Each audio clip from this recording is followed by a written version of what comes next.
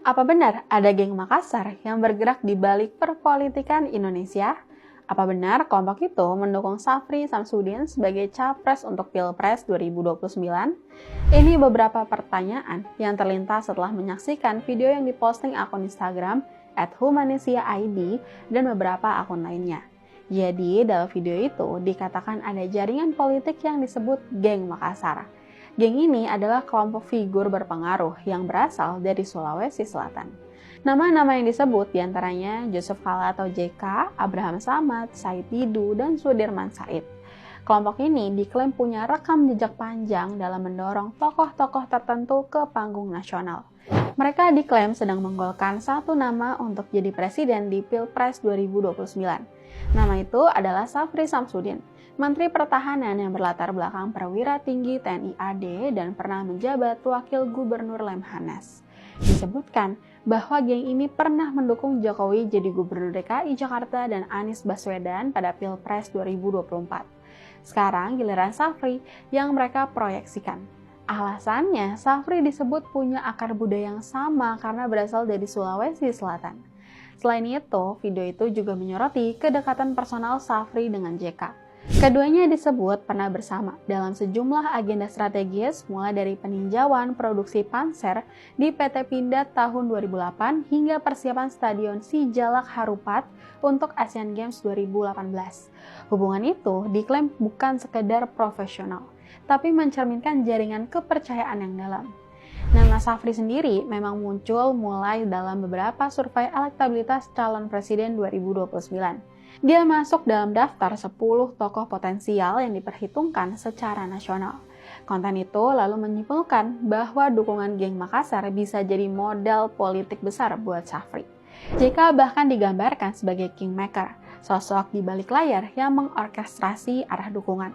Narasi itu dibungkus dengan bahasa yang terkesan analitis dan serius, seolah-olah ini adalah fakta terverifikasi. Tapi, dan ini yang penting banget, mari kita bedah lebih kritis. Pertama, istilah geng Makassar itu sendiri sudah bermasalah sejak awal. Menyebut sebuah kelompok politik berdasarkan daerah asal adalah narasi berbasis SARA yang berbahaya.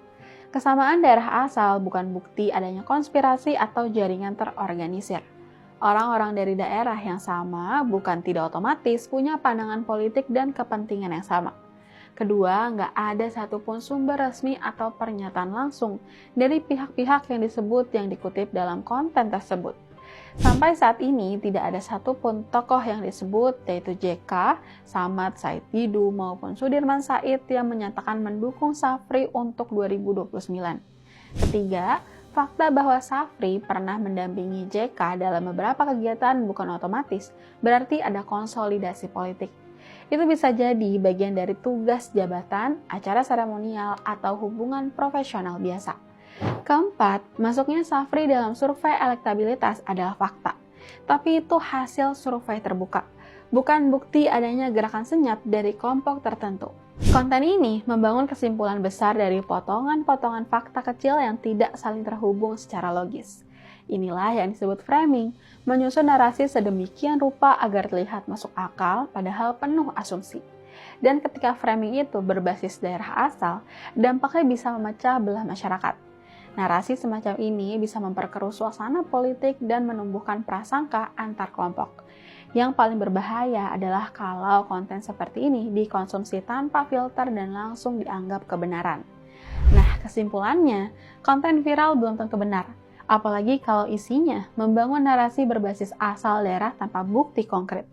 Perbedaan pandangan politik itu wajar, tapi menyeret identitas kedaerahan sebagai faktor penentu itu nggak sehat buat demokrasi kita. Intinya, isu geng Makassar ini lebih banyak spekulasi daripada fakta. Nggak ada bukti kuat soal adanya jaringan elit terorganisir seperti yang dituduhkan. Mengaitkan politik dengan asal daerah juga berpotensi memecah belah.